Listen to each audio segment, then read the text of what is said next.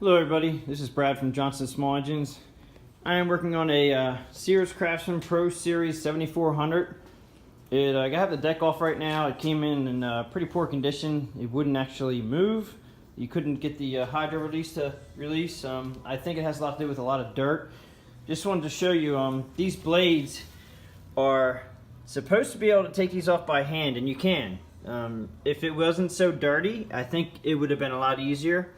But I'm going to clean off this mower deck before I show you how to remove the blades with this setup that is supposed to be easy, and it would probably normally be easy if you didn't cut mud and dirt. This is a pretty poor condition, so I'm going to pressure wash it. We'll get back to this at a cleaner point. Hey everybody, this is Brad from Johnson Small Engines. We are working on a Craftsman Pro Series 7400 tractor with a 54-inch deck. You're seeing the deck in the upside down position. This is something I haven't come across before, and I thought it's very interesting that somebody designed this to be able to take these mower deck blades off without tools. I get it. That's a great option for people that do it yourself, but unfortunately a really poor design. I mean, I get this. Now, these are supposed to have plastic covers over them. Anybody who owns this machine, if they look online and look up the part, there's a plastic cover that covers over this. And now these are all missing, of course, because plastic is not going to survive when you're cutting your grass. And I don't even like the fact that these clamps are way above the blade itself. So these are going to actually be lower to the ground than the like. But anyway, all right, so to get these blades off, this one is the only one on this machine here that actually works correctly. There is a little latch right here. Okay, they call this a thumb latch. Alright, so you have to physically push this in to get this flip lever to come up. Alright, so we're going to push it in, flip this up. A little tough. Okay, you got two little tabs here that the clamp comes out over. Alright, that pops out, and then you flip it over. Now, technically, that's exactly how it's to work. You take the blade off, put the new blade in. Now, these are special blades also. As you can see, they have different kind of hole slots on here. They only go in one way.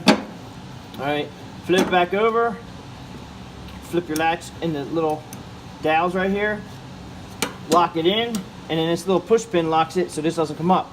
Now we come over to this one came in the shop.